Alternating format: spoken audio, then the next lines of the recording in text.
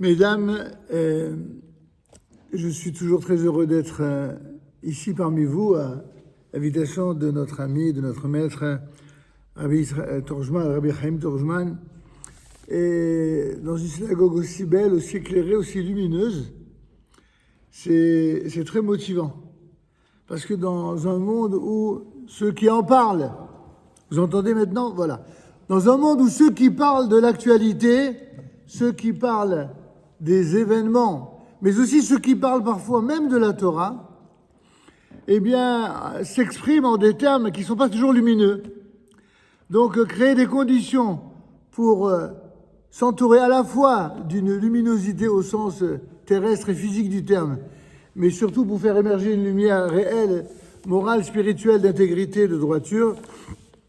Alors, on ne pouvait trouver des conditions aussi bellement réunies qu'aujourd'hui, parce que, voyez-vous, le livre de Bereshit, tout le livre de Bereshit, va mettre précisément en lumière le sujet qui nous réunit aujourd'hui, en l'occurrence, la compréhension du passé, du présent et du futur du peuple d'Israël. Comment arriver à relier un passé, un présent et un futur avec des paramètres aussi innombrables? Des paramètres qui sont forcément changeants avec le temps. Et comment être aussi sûr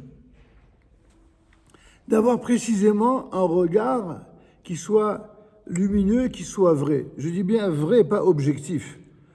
Parce que la plupart de ceux qui parlent d'objectivité sont des fiefs menteurs qui utilisent le terme dans le seul et unique but de désarmer celui qui est en face et de faire croire à une honnêteté intellectuelle qui le rendrait distant par rapport à l'objet étudié.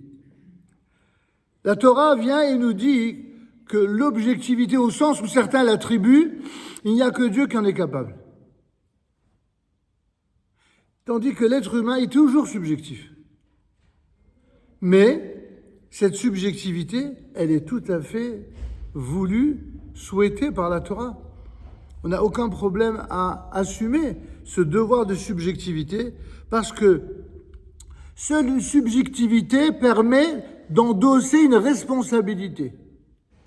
Et seul le fait d'endosser une responsabilité permet à un moment ou à un autre de sa propre existence ou de l'existence des peuples de donner des comptes, de rendre compte.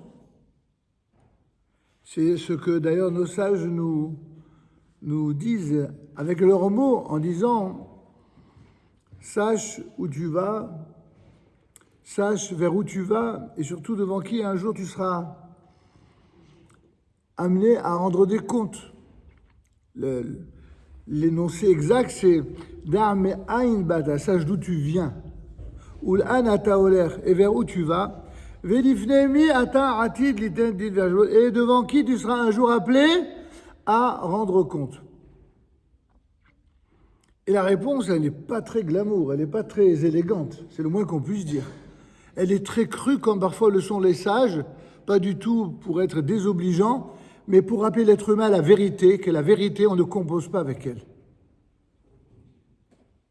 D'où tu viens?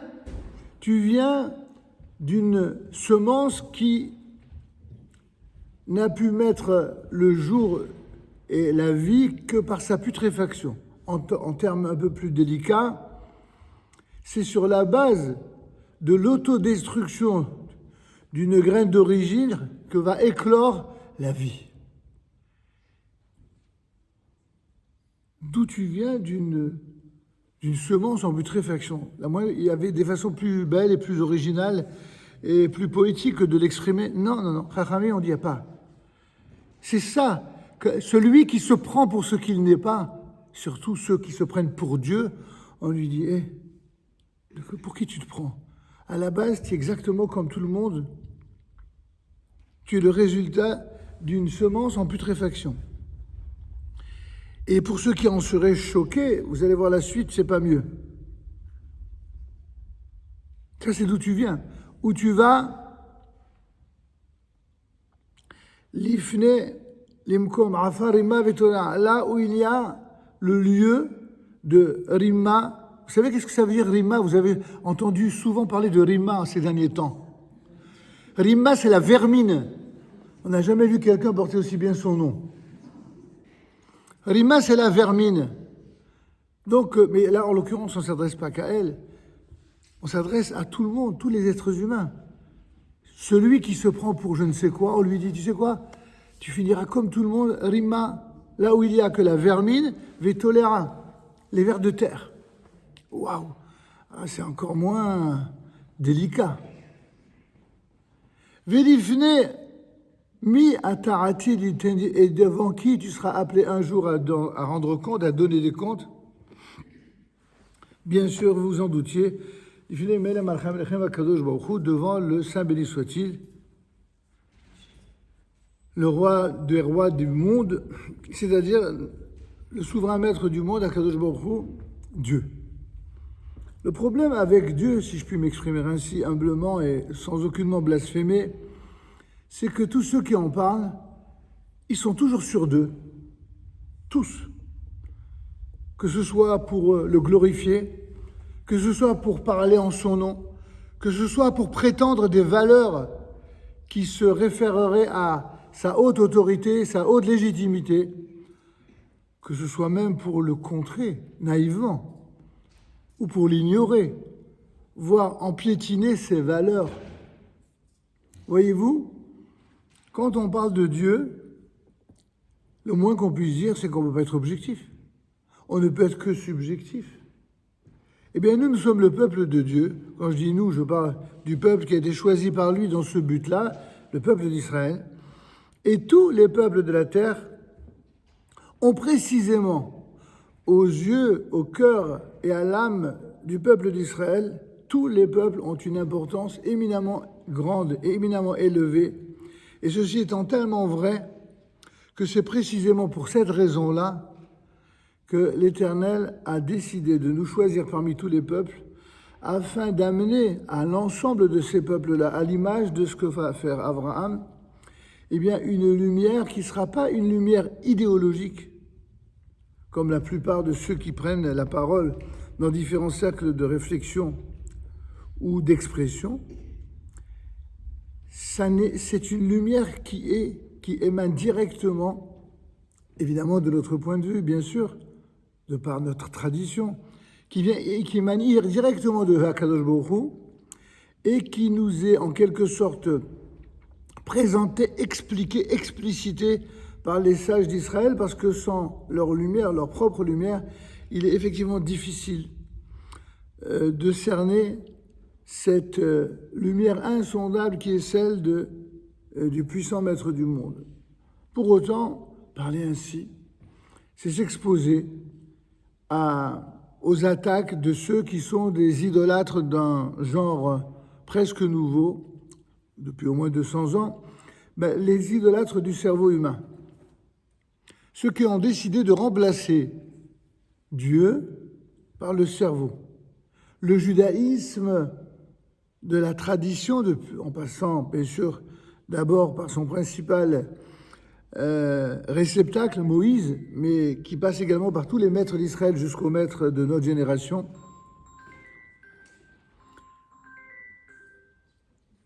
Et tu m'avais pas dit que c'était un cours en musique, hein? Je dis pas d'allumer mon portable à la sortie. Bien, c'est bien. Alors il faut avoir de l'humour, c'est bien. Alors je voulais simplement vous dire, mes amis, que alors je précise, puisque déjà on va profiter de l'interruption, j'adore la musique. La seule chose, c'est que je suis tellement concentré lorsque je m'exprime devant des gens, par respect pour ces gens-là, par le public, eh bien, souvent, c'est vrai, ceux qui me connaissent le savent, il suffit d'une musique pour me déconcentrer. Pourquoi? C'est très simple. Parce que quand on respecte les gens, on se concentre sur ce qu'ils ont à vous dire, ou ce qu'ils veulent entendre, ou pas entendre. Mais c'est une question simplement de respect. Je vous donne un exemple et je ferme la parenthèse. Je reçois en moyenne 300 messages par jour. Et ceux qui essayent de me joindre savent à quel point c'est pas toujours facile. Et je leur dis avec beaucoup d'honnêteté, je dis, je ne suis qu'un être humain. C'est pas parce que nous vivons dans une génération où tout a été fait pour multiplier la communication à sens unique. C'est-à-dire quand les gens veulent vous dire quelque chose, ils vous envoient un message. Et maintenant, débrouillez-vous avec. Si vous l'écoutez, c'est tant mieux. Si vous l'écoutez pas, c'est vous qui êtes en tort parce que vous n'avez pas écouté. Ça, c'est le bouleversement des valeurs et c'est le contraire de la vérité. Et je referme cette parenthèse pour nous ramener dans notre sujet. Le peuple d'Israël, depuis ses prémices, et Dieu nous a prévenus dans la Torah, Rachi, le grand exégèse français, nous a également prévenus dans la Torah, dans toute l'histoire du peuple d'Israël, depuis les temps immémoriaux jusqu'à la fin des temps, nous serons toujours, nous, peuple d'Israël, la preuve vivante de ce que Dieu nous a choisi parmi tous les peuples. Et je vais vous dire mieux que ça, c'est pas seulement vrai parce que Dieu l'a dit, c'est pas seulement vrai parce que les rabbins le rapportent, c'est vrai parce que les antisémites le prouvent. Ceux qui nous haïssent le plus, ce sont ceux qui prouvent le plus que nous sommes le peuple élu. Parce que dans leur stupidité maladive, dans leur jalousie maladive, dans leur façon maladive de parler de nous traiter, que ce soit dans l'actualité, dans les hémicycles, qu'ils soient politiques, idéologiques, philosophiques, universitaires. Lorsque les orateurs parlent des Juifs, ils s'arrangent toujours à démontrer, même si ce n'est pas ça qu'ils voulaient à la base, que le peuple d'Israël, ça n'est pas un peuple comme les autres, c'est un peuple qui est différent. La seule différence, justement, entre la façon dont nous en parlons et la façon dont les antisémites en parlent, c'est qu'eux, ils traitent notre différence comme étant un mépris pour eux, comme étant une volonté d'exercer une suprématie. Vous savez, les termes à la mode, extrémiste, suprémaciste, messianiste, tous ces termes dont ont le secret tous les idéologues du mensonge, ne sont là que a priori pour nous empêcher d'avoir le moindre pouvoir, d'avoir la moindre capacité de décider, et en fin de compte, même si en un premier temps ils réussissent effectivement à faire du mal, à détruire, cette destruction, ce mal, ce malheur qu'ils provoquent sur le peuple d'Israël, et ce depuis 3000 ans, se transforme toujours, même si ça met du temps, il faut être très patient, ça se transforme toujours en une révélation de justice, et l'actualité d'aujourd'hui n'est là que pour nous le confirmer. Alors, essayons de passer, comme on l'a promis, du passé au présent et du présent au futur. Concernant le passé d'abord, vous savez que nous sommes déjà à la 4e paracha du premier livre de la Torah, après avoir récité Bereshit, Noach, Lech Lecha, nous sommes à Vayera. Alors, disons que pour nous, déjà, par rapport à l'actualité de la lecture de la Torah, le passé, c'est ça. On va dire que, symboliquement, on ne peut pas traiter les 3000 ans jour après jour. On va aller à l'image de ce que nous allons dire sur Bereshit jusqu'à Vayera. On va essayer de comprendre par la suite ce que c'est que le présent et ce que c'est que le futur. Dans Bereshit, la première des questions que chacun connaît par cœur pour l'avoir entendu de nos rabbinim, absolument dans toutes les synagogues du monde, et se faire le porte-parole de ce qu'a lui-même dit Rachi sur le premier commentaire de Bereshit.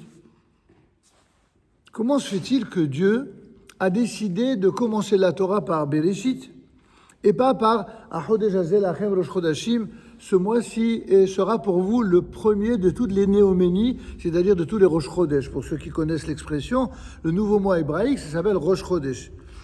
Et donc la première mitzvah qui fut donnée lors de la sortie d'Égypte, avant même qu'ils ne sortent, c'est cette mitzvah-là de Achodesh Hazeh Rosh Chodashim. Rishonu Lachem. Ce sera pour vous le premier de tous les Rosh Chodesh. Et donc, étant donné que c'est la première mitzvah qui va être retenue dans la Torah, regardez l'arrière-pensée de la question, si toute la raison pour laquelle la Torah a été écrite par Dieu, c'est uniquement pour être un recueil de Torah et de mitzvot, de halachot, comme souvent les rabbins aiment à mettre en avant, évidemment, ils sont fondés à le faire. Mais si c'était que ça, il n'y a que cela qu'il fallait retenir, alors pourquoi la Torah n'a-t-elle pas commencé justement par les commandements? Surtout lorsqu'on sait que le premier commandement en question ne va même pas commencer du tout dans le livre de Bereshit, mais dans Shemot, le deuxième livre, et qui plus est dans la paracha de Bo.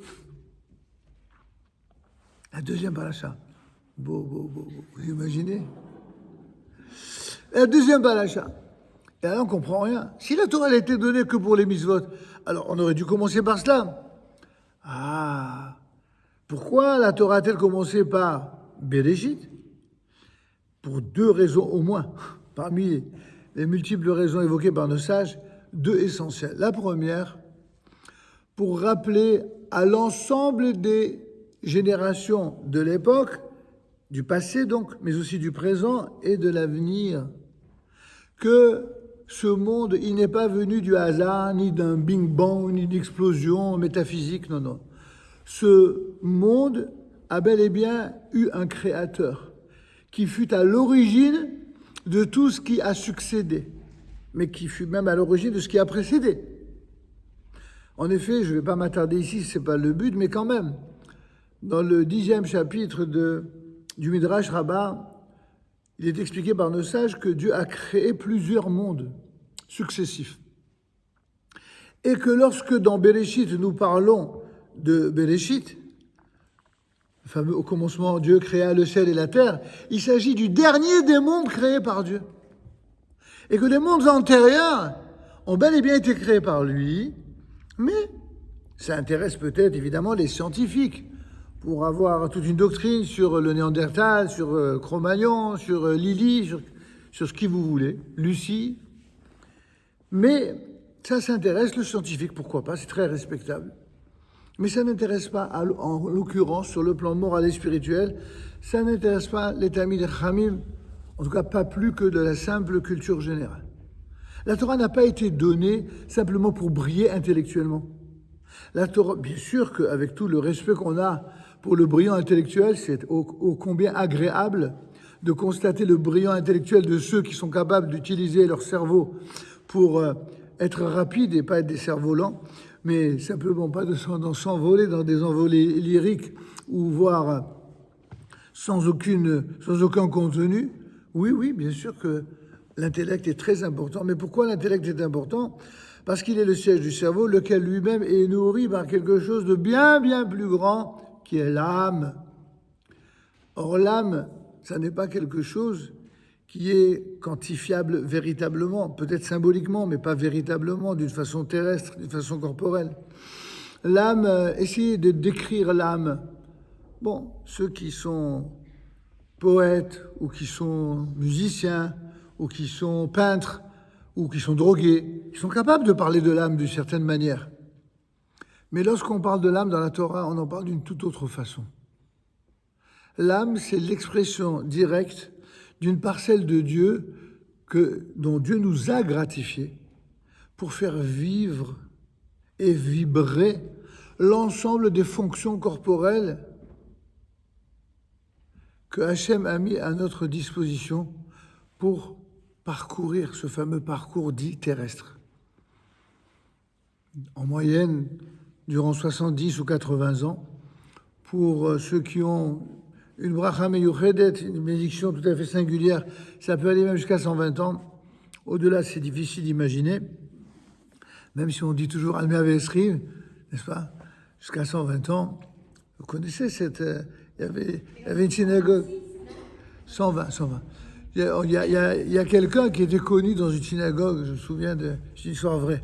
Il y a une histoire dans une synagogue du sud de la France, quelqu'un qui avait, bon, il avait atteint 80, 90, 95, et il était toujours bien en bonne santé, et tout le monde était heureux de voir cet homme, comment ce gaillard, toujours le premier à la prière le matin, toujours en train de prendre un livre de Torah, d'étudier, toujours avec le sourire, alors que les gens, quel que soit l'âge, étaient toujours en train de se plaindre, de faire la tête. Et il était connu surtout parce qu'à chaque fois qu'il bénissait les gens, il leur disait que Dieu fasse que tu vives jusqu'à jusqu'à 120 ans. Il le disait avec tellement de force, de conviction et de sourire que rien que d'entendre, ça faisait du bien. Et un jour, il y a un fidèle qui, lorsque ce monsieur rentre à la synagogue, il court vers lui, il lui dit « Hé, Rabbi Yosef, si tu savais ce qu'on a aujourd'hui, on a quelqu'un qui a 120 ans aujourd'hui. » Quoi? Vraiment? Oui, il faut absolument que toi qui souhaites tellement à tout le monde que Almé avait Esri, on veut absolument c'est extraordinaire. Alors tout le monde évidemment très, très heureux, il y a une ambiance de fête de la synagogue. Et tout d'un coup, il allait lui dire Almé avait Esri. Il veut dire qu'il avait déjà 120 ans. Ça aurait été un petit peu inconvenant. Alors qu'est-ce qu'il lui a dit? Il a dit bonne journée. Tout simplement. Et cette histoire, elle est là pour montrer que si on ne met pas un petit peu d'humour dans les choses les plus sérieuses, il arrive parfois qu'on oublie justement ce pourquoi l'âme a été donnée. L'âme, elle permet, mon grand-père, Zechet Tzadik Libracha Rabbi Eliaouzini, disait toujours qu'il y a deux choses qui expriment exactement le reflet de l'état d'âme d'une personne. C'est son sourire et sa capacité à chanter. Quand quelqu'un est capable de chanter et quand quelqu'un est capable de sourire, ça veut dire que son âme, Baruch Hashem, elle est en bonne santé. Mais quand quelqu'un ne sourit jamais et quand quelqu'un ne chante jamais, c'est qu'il a une âme en peine. Il faut lui donner des forces, des vitamines. Or, c'est quelle vitamine? C'est pas vitamine A, c'est pas vitamine B, c'est pas vitamine C, c'est vitamine Tav, Torah. Avec la Torah, avec la Teshuvah, avec surtout le Aleph de Ahava, l'amour de Dieu, l'amour de ses propres proches. Quand un homme est marié, l'amour de son épouse. Quand une femme est mariée, l'amour de son époux. L'amour des parents, l'amour des enfants, l'amour de sa communauté, mais aussi l'amour de l'humanité. Quand on est capable d'avoir tant d'amour et de nourrir cela, plutôt que de nourrir sa réflexion rien que sur les travers des autres, que de nourrir sa vie sur la critique des autres, vous savez, nos sages nous disent, quels sont les élèves de Abraham, qui est la vedette de nos parachutes en ce moment? C'est Aïn Tova, la bienveillance. La plus grande bracha qui puisse exister chez un être humain, qu'il soit juif ou non juif, c'est d'être bienveillant. Il y a des gens, ils font semblant d'être bienveillants et ils vous dictent ce que pour eux est la bienveillance. Pour eux, la bienveillance, c'est n'autoriser que les gens qui sont mauvais à faire le mal, ou que les gens qui veulent transgresser, au nom de la liberté, de la tolérance, c'est de les encourager à se montrer ouverts et tolérants qu'à l'égard de ceux qui transgressent, mais à l'égard de ceux qui respectent, à l'égard de ceux qui ont la crainte de Dieu, à l'égard de ceux qui veulent faire avancer le monde par l'amour de Dieu, de la Torah des mitzvot. Alors là, tout d'un coup, tolérance zéro. C'est ce qu'on appelle dans la tradition juive le monde à l'envers. Le monde à l'envers, c'est cela. Quand Dieu a créé le monde, nous dit le Talmud dans la Gemara de Sanhedrin, le monde était prévu initialement pour durer 6 jours. Pour les 6 jours qui ont été d'une certaine manière bafoués par la faute originelle de Adam Arishon et de Chava, son épouse, sa première épouse en tout cas, eh bien, qu'est-ce qu'il s'est passé? Il s'est passé qu'il a fallu une réparation, ce qu'on appelle le tikkun olam, la réparation du monde, qui va obliger chaque jour de la création à être réparé par 1000 ans. Donc les 6 jours vont devenir 6000 ans. Et, disent nos sages dans le Talmud, ces 6000 années, ces 6 millénaires, seront répartis ainsi. Il y aura 2000 ans d'obscurité, d'obscurantisme, il y aura 2000 ans de Torah et il y aura 2000 ans de temps messianique. Alors 2000 ans d'obscurité, d'obscurantisme, ça veut dire quoi? Ça veut dire 2000 ans d'idolâtrie. C'est-à-dire 2000 ans où l'être humain, il se prive de cette chose merveilleuse dont Dieu l'a gratifié, son âme. L'idolâtrie, c'est vivre sans Dieu, ou pis encore, c'est vivre en prétendant avoir la foi en Dieu, mais en le calculant même pas, faisant comme s'il n'existait pas. Ô Dieu qui es au ciel, surtout restez-y. Ne vous mêlez pas de nos affaires ici-bas. Ça, c'est ce que dit le Talmud. Je n'invente rien du tout. Donc les 2000 ans en question, c'est grosso modo à 50 années près, c'est Abraham, c'est jusqu'à Abraham. Depuis, je parle des années bibliques, bien entendu, depuis la création du monde biblique, du fameux monde de Béréchit, jusqu'à Abraham, il y a exactement 1948 ans. Ça vous dit rien, 1948? Ça, c'est un clin d'œil que Dieu nous a fait. C'est pas le 1948 du calendrier grégorien. Je vous parle de 1948 années de la création du monde biblique. En 1948, arrive dans la scène de l'histoire un certain Abraham, un être qui est semblable à un extraterrestre dans son temps. D'ailleurs, c'est pour ça qu'on l'appelle Abraham Arivri, Abraham l'hébreu, que d'une traduction osée, on pourrait appeler Abraham l'extraterrestre. Parce que qu'est-ce que c'est Abraham l'hébreu? D'où vient le mot hébreu en hébreu? Rivri, c'est celui qui est Me'aver, qui vient de l'autre côté du Jourdain. Me'aver, il vient d'ailleurs. C'est ça, Abraham. Abraham, c'est celui qui est il est différent de tout le monde. Imaginez quand quelqu'un est différent, la foudre de tous ceux qui l'observent s'unit contre lui. Regardez dans une école primaire, et parfois dans les années qui suivent, les secondaires, universitaires, même s'il reste primaire de ce point de vue-là, dès que quelqu'un est différent, il est toujours regardé d'une manière très hautaine, voire très suspicieuse. Imaginez quand un professeur interroge des élèves, et il y en a un qui sait et les autres qui ne savent pas. Celui qui sait, s'il a le malheur de l'ouvrir un peu trop, ben les autres, ils vont le haïr. Pourquoi? Parce qu'il sait. Nous, peuple d'Israël, nous sommes héritiers d'un héritage spirituel infini. Je dis bien infini, à l'image de l'infini divin. C'est ça la Torah. C'est la parole de l'infini. Il y a dans la Torah la totalité de ce qui peut exister et audible sur le plan de l'humanité, au point que tout le monde se sert de la Torah. Les juifs, les non-juifs, les religieux, les non-religieux, les orthodoxes, les libéraux, les sionistes, les antisionistes. Tout le monde se sert de la Torah.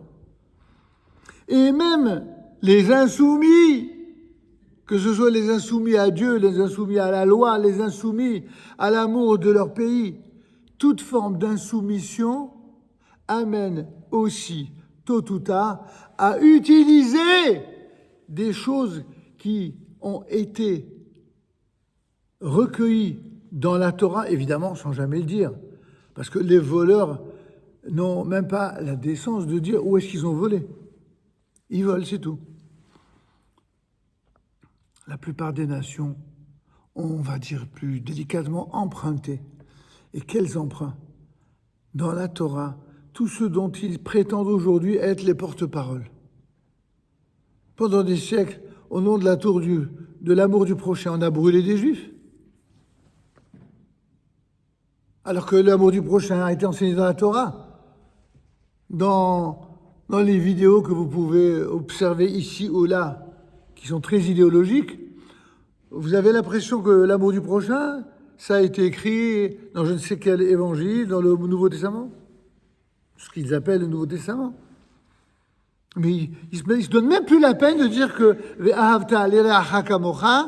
c'est écrit dans le Lévitique, dans le 3e livre de la Torah, noir sur blanc, en plein milieu de la paracha de Kedoshim. Non, pas la peine de dire ça. Préfère dire que c'est selon saint ceci ou saint cela. Il n'y a même pas d'honnêteté des sources. Voici que quelques siècles plus tard, eh bien, d'autres vont venir en disant oui, tous les prophètes des nations, que ce soit le peuple d'Israël, que ce soit cette nouvelle idéologie, venu à l'origine du peuple juif, mais qui s'en est en quelque sorte détaché par l'invention d'un Nouveau Testament, voici que vient quelqu'un très politique qui va dire « Tous les prophètes, c'est tous des inspirés de Dieu ». Magnifique. Mais le dernier qui parle, c'est lui qui a raison. Et pour m'assurer que vous en soyez convaincus, ceux qui ne seront pas d'accord avec moi, je vais leur faire passer l'envie de ne pas être d'accord. On va dire, pour le dire de manière politiquement correcte, c'est donc comme ça que sont arrivés dans l'histoire les uns après les autres. Toujours des prétentions, soit d'être la suite, soit de venir à la place du peuple d'Israël. Alors voyez-vous, quel rapport tout ceci avec le fameux Béréchit du départ et notre question? Parce qu'on ne se contente pas de nous dire, Rachi ne se contente pas de nous dire que la Torah aurait dû commencer par Achodesh Ezeh. Eh bien, il nous dit, attention, si les nations du monde venaient à contester votre présence sur la terre d'Israël et qu'elles vous traitent de voleurs, nous y voilà. Si on remasterise et qu'on traduit en termes d'aujourd'hui, si on vous traite de colons, de colonisateurs, vous avez pris la terre de ceux qui étaient avant vous. C'est marrant parce que on avait l'impression que ça, c'était juste une question qui était soulevée par les gens de bonne foi dans le monde médiatico-politique et dans les instances internationales, notamment de l'ONU, vis-à-vis du peuple d'Israël sur sa terre. On croyait que c'était uniquement cela. Ah ben non. Vous voyez déjà, Rachi a cru bon à l'époque des croisades de mettre cela comme commentaire. Certains ont cru naïvement dire que, puisqu'il a écrit ça à l'époque des croisades, donc il a dit ça en rapport avec les croisades, mais pas du tout. Rachid a dit ça véritablement en rapport avec l'éternité du message de la Torah pour toutes les générations, pour le passé, pour le présent et pour le futur. Parce qu'il savait très bien, comme le Midrash dont il a été inspiré, il savait très bien que depuis la nuit des temps, il y aurait toujours et encore des peuples qui se coaliseront, qui seront réunis avec comme seul et unique point d'unité chez eux, c'est la détestation d'Israël et la remise en cause de la légitimité de sa présence sur sa terre, laquelle terre a été promise par Dieu à Abraham, renouvelée à Yitzhak et confirmée jusqu'à la fin des temps à Yaakov Israël. C'est tellement limpide qu'on se demande encore, mais comment est-ce possible alors que cela soit contesté? Mais on conteste toujours ceux qui sont légitimes. Dans un monde de mensonges, ce n'est pas les gens illégitimes que l'on conteste. C'est toujours les gens, plutôt, ce sont toujours les gens légitimes que l'on remet en cause, mais les gens illégitimes, au contraire, on les soutient, on s'épaule l'un l'autre, on essaie de créer des zones communes d'intérêt, je voulais dire des zones d'intérêt commun, et c'est comme cela que sont nées ce qu'on appelle la mafia. Pas mafia, en hébreu moderne, mafia, c'est une pâtisserie. Non, je ne parlais pas de bonnes pâtes, là. Même si certaines viennent d'Italie, la mafia, elle n'existait pas qu'en Italie, même si c'est la façon, je dirais, la plus connue d'en parler. Le principe même mafieux est un principe qui n'est pas né en Italie, avec tout le respect qu'on a pour nos amis de Palerme ou d'ailleurs. Non, la mafia, elle est née à l'époque d'Abraham. Le mafiosi en chef s'est appelé Nimrod II. Le roi de la mafia, c'était qui? C'était Nimrod, qui décide de jeter Abraham vivant au feu. Cela ne fut que l'une des 10 épreuves d'Abraham. Et pourquoi il veut les jeter au feu? Mais parce que c'est pas bon pour les affaires. Parce que il est fou celui-là. Il parle d'un Dieu, il parle d'homme, il parle de liberté, il parle de repousser la notion d'esclavage telle qu'à l'époque elle était conçue, et il parle aussi d'avoir des obligations vis-à-vis de son épouse, et d'avoir un avenir, construire un avenir, faire du bien. Mon Dieu, quelle horreur! Ça rapporte pas de faire du bien. C'est pas bon pour les affaires. Alors, qu'est-ce que fit Nimrod? Il créa la première mafia.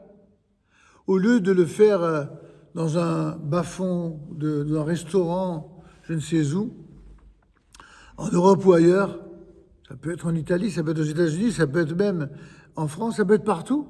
Au lieu de cela, lui, qu'est-ce qu'il a fait? Il a réuni les mafiosi de l'époque dans une tour, la fameuse tour de Babel. Il les réunit et il leur dit: hé les gars, il faut qu'on s'entende. C'est un dangereux, cet Abraham. Si ses idées réussissent, ça veut dire que nous, eh ben, il va prendre notre place. Et du coup, on ne pourra plus faire notre business. Ah oui, mais tu sais, Abraham, c'est un problème, ce gars-là, parce que il dit qu'il y a un Dieu au-dessus de tout. Ah ouais? Où est ce Dieu-là? J'ouvre l'encyclopédie d'époque, elle n'avait pas beaucoup de pages, mais on ne connaît pas ce Dieu-là. Qui c'est ce Dieu-là? C'est le Dieu qui est au-dessus de tout, qui est à l'origine de tout, c'est lui-même qui a créé le monde. Évidemment, il s'esclave de rien. Dieu qui crée le monde, ça c'est bon pour ceux qui ont envie de croire aux histoires de Blanche-Neige. Faut être sérieux quand même. On va lui montrer à cet Abraham qui c'est qui a créé le monde. Alors qu'est-ce qu'il dit? C'est un Dieu qui est le Dieu du ciel et de la terre. Ah ben nous savez quoi? On va se réunir. Nous allons parler un même langage tous.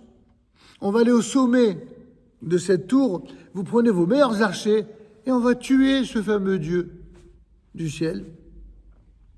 Et on finira par tuer Abraham pour que lui ne soit pas un Dieu de la terre. Et donc naïvement, ça peut vous faire sourire évidemment aujourd'hui, mais ne souriez pas tant parce que ce que Nimrod a fait avec les mafiosi de la tour de Babel, c'est exactement ce que une certaine organisation nommée Organisation des Nations Unies, qu'on pourrait surnommer Organisation des Nations Unies contre Israël, eh bien font aujourd'hui vis-à-vis d'Israël exactement ce que Nimrod et sa tour de Babel ont fait à l'époque contre Abraham. Ils s'unissent dans un seul et unique but, alors que la veille, ils ne s'entendaient pas entre eux. Quel est leur seul point d'accord et d'unité? C'est de tuer Kaviarol, Dieu, de tuer Abraham, de tuer Israël. Vous comprenez? C'est comme le temps est un peu limité, on est obligé de faire par allusion, des transpositions de siècle en siècle jusqu'à aujourd'hui. Donc, qu'est-ce que c'est finalement, dans notre définition, les membres de la mafia? Ce sont ceux qui ont décidé de se réunir et de parler un même langage, celui de l'intérêt commun, celui de la volonté d'avoir le pouvoir et de se partager le pouvoir, que ce soit le pouvoir de l'argent, le pouvoir en politique, le pouvoir sur le monde, afin que Dieu reste à sa place. Voire qu'il n'existe pas du tout. Et s'il existe quelqu'un qui s'en fait le porte-parole, alors il devient notre cible préférée. Ce fut en un temps Abraham, Isaac, Jacob, Moshe, Aaron, David, Shlomo, et finalement, ce sera le peuple d'Israël avec ses représentants, notamment pendant des siècles où le peuple juif a été chassé de sa terre. C'était les rabbinim, les talmidei chachamim, qui évidemment occupent toujours une place essentielle, mais non exclusive. Il y a au sein du peuple d'Israël d'innombrables personnages de qualité, de haute stature morale, que ce soit sur le plan spirituel, de Torah bien sûr, mais également, que ce soit également sur le plan des vertus, justement celles que nous compte tout le livre de Bereshit.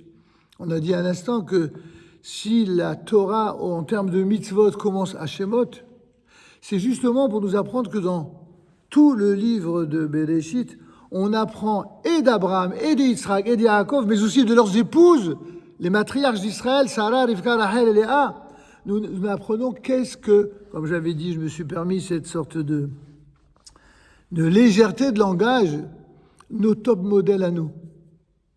Peuple d'Israël, hommes ou femmes, des gens qui sont semblables dans leur intériorité et dans leur extériorité. Il y a des gens pour qui top modèle, c'est que l'extérieur. Ça ne nous intéresse pas. Pour nous, les top modèles, ce sont ceux qui sont beaux, aussi bien à l'intérieur qu'à l'extérieur. Et qu'est-ce qui fait qu'ils sont beaux à l'intérieur comme à l'extérieur? C'est précisément leur âme, c'est précisément leur midot. Et ça, on l'apprend dans Bereshit. Quand on apprend justement de ces fameux top modèles, quand on apprend de leur exemplarité à eux, à elles, alors on sait ce que c'est qu'être un juif ou être une juive. Et ça doit être nos référents, notre référence absolue, ultime. Parce qu'en les prenant pour référence, alors on introduit petit à petit la bénédiction, le sourire, l'amour du prochain, l'amour des autres. Et c'est là où l'on voit précisément la différence fondamentale entre le vrai peuple d'Israël et ceux qui prétendent le remplacer. C'est que nous, peuple d'Israël, on veut tuer personne a priori. On ne veut imposer à personne notre identité. On n'a jamais converti de force qui que ce soit. Bien des observateurs de notre génération pourraient en témoigner. C'est pas si facile que ça que d'être juif. Ah, c'est dur. Merci mon Dieu que c'est dur, évidemment. C'est un dur bonheur que d'être juif, il faut le mériter. Dites-moi, nous on a souffert pendant 3000 ans. Et quelqu'un qui vient au bout de 3000 ans qui dit « Coucou, je veux devenir juif ». Bah, au Rabat, mais il faut que tu saches ce qui s'est passé depuis 3000 ans. Tu rejoins une histoire tu rentres le train en marche. Il faut que tu comprennes que ça ne peut pas se limiter à une histoire d'intérêt personnel. Si c'est ta personne au-dessus de tout, ça va pas le faire. Si tu places l'intérêt de Dieu, du peuple d'Israël, mais aussi de l'humanité tout entière, toutes les parachutes du début, c'est cela qu'elles vont nous apprendre. Alors pour essayer d'avancer et de développer et de conclure assez rapidement. Si dans Bereshit, on a le récit de la création du monde, c'est pour dire que c'est lui qui a créé le monde, il fait de cette terre, la terre d'Israël, comme du monde entier, il en fait ce qu'il veut. Depuis le début, il y a eu de tas de pays qui ont existé, de tas de pays qui ont fait des guerres, de tas de pays qui ont conquis des territoires. Et en fin de compte, à nouveau, les nations ne traitent pas Israël comme elles se traitent entre elles. Si vous prenez l'origine de tous les pays, y compris la France, vous savez très bien que aller demander à quelqu'un du sud de la France, de Nice, n'est-ce pas, ou quelqu'un du Comtat vénécin, ou quelqu'un des pays d'Alsace et de Lorraine, si ça a toujours été la France. N'en parlons pas, la Corse et j'en passe. Monaco, Principauté. L'histoire, elle a imprégné l'humanité entière de toutes ces guerres qui n'ont pas, contrairement à ce que certains idiots, ou les idiots que certains, dans le monde journalistique, on appelle ça les idiots utiles. Personnellement, je les appelle les idiots inutiles, ils font perdre du temps. Parce que ces idiots inutiles nous font croire toujours que la raison pour laquelle les événements sont produits, c'est en fonction de la manière dont eux analysent les événements. Mais c'est faux, parce que c'est pas eux qui décident des guerres. Les guerres, elles sont décidées chaque année pour Rosh Hashanah par Dieu. De la même manière que Dieu passe en jugement chaque juif, Dieu passe en jugement chaque non-juif. Mais Dieu passe en jugement chaque nation. Et Dieu dit, le jour de Rosh Hashanah, quel pays aura la satiété, aura la réussite économique, mais quel pays connaîtra aussi la difficulté et même la crise économique? C'est Dieu qui décide cela. Évidemment, celui qui nie Dieu, il ne peut même pas être sensible à ce message. Sauf que, à force de prendre sur la tête, on finit par être sensible à beaucoup de choses. C'est d'ailleurs ce que les terroristes, malheureusement de façon horrible et ignoble, veulent nous faire entendre. Qu'à force d'être violents, à force de forcer les gens à l'utilisation, si vous voulez, de la violence et de la force pour imposer aux autres quelque chose, ils finiront par se soumettre. Ça marche peut-être avec les autres, mais pas avec le peuple d'Israël. Le peuple d'Israël, c'est tout le contraire. Depuis la sortie d'Égypte, nous avons appris que ce peuple-là, plus on lui fait du mal, plus on l'opprime, et plus il devient absolument exceptionnel. Il devient intraitable. Il devient absolument intouchable. Regardez les horreurs qui sont produites depuis ce fameux 7 octobre. Ils ont cru qu'ils allaient nous tuer. Ils ont cru qu'ils allaient arriver à leur fin. Eh bien, ils ont fait beaucoup de mal. C'est vrai qu'ils ont fait beaucoup de mal. Qui va dire le contraire?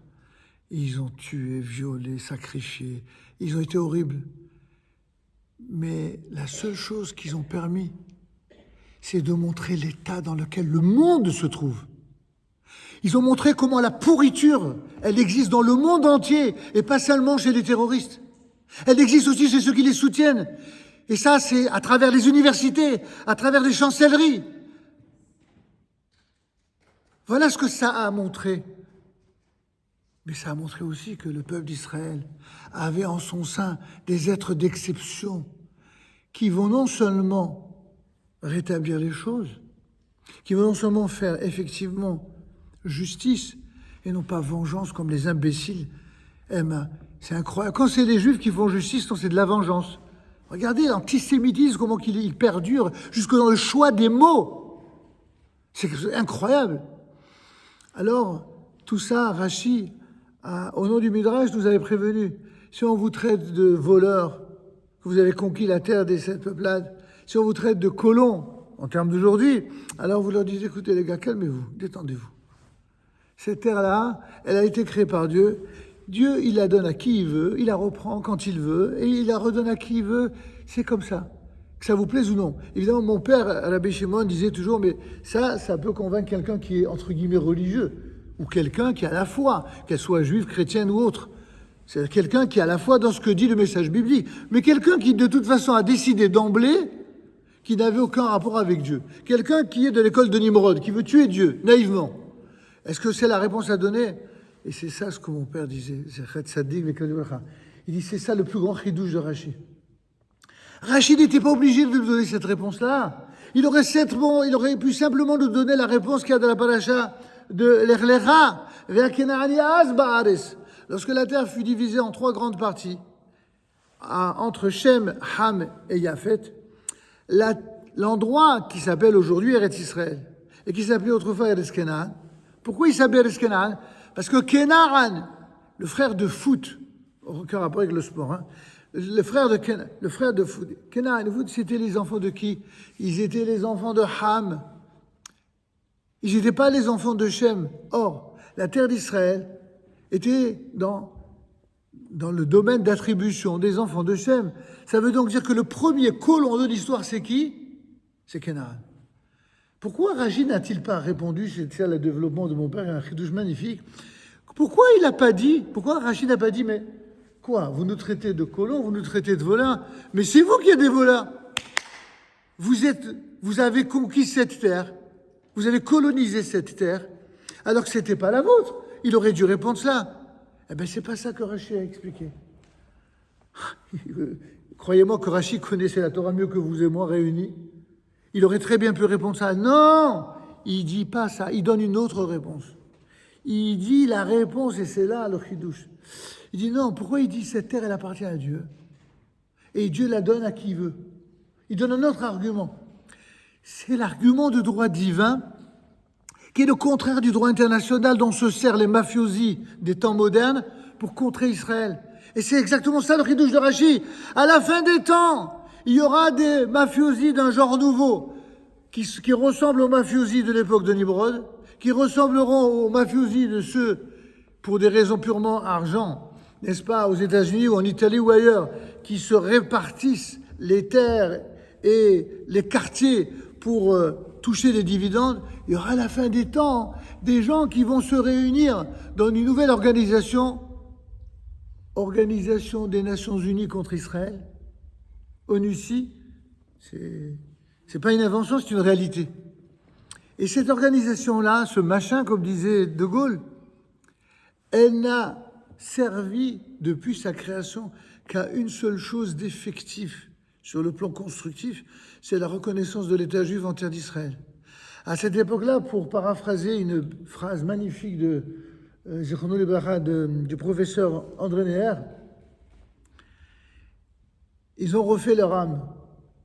Ils ont essayé, quand ils ont vu qu'après 2000 ans, tout ce qu'ils ont fait aux Juifs, ils se sont sentis un peu coupables. Quand même, on leur a vraiment pas foutu la paix à ces Juifs, on les a maltraités, une fois pour des raisons religieuses, d'autres fois pour des raisons idéologiques, d'autres fois pour des raisons de pouvoir. Bref, les raisons ne manquent pas, les prétextes encore moins.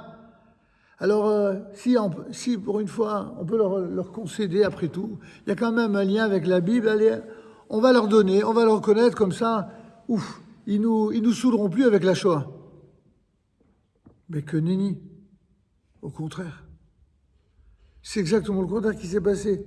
C'est que du lendemain même de cette reconnaissance, et plus encore depuis la guerre des 6 jours, toutes les nations unies, qui étaient unies tout court, sont devenues unies contre Israël. C'est-à-dire, elles passent leur temps à regretter cette reconnaissance et à la remettre en cause, ce qui fait qu'ils ont inventé le plus grand bluff historique de tous les temps, le bluff du soi-disant peuple palestinien, et le non moins bluff d'une terre pour 2 nations.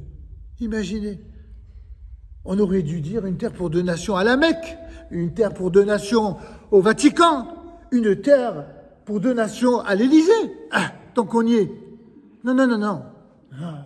Soyons politiquement corrects. Juste à Israël. C'est juste Israël. Si Israël est le seul État de la terre, parce qu'il est juif, qui n'a pas le droit d'avoir un État. Il peut y avoir 50 États arabo-musulmans, il peut y avoir le double d'États chrétiens ou affiliés. Il peut y avoir le triple d'États laïques, mais un seul État juif, surtout pas. Surtout pas. Le même raisonnement que Nimrod avec Abraham. Si on permet à ce Abraham d'avoir du pouvoir, mais c'est fini, on n'existe plus. Et ça, je voudrais, pour terminer, parce que le temps arrive, vous savez, j'aurais tellement à dire, je ne peux pas tout définir ici, mais je voudrais que vous compreniez pourquoi j'ai présenté les choses de cette manière-là.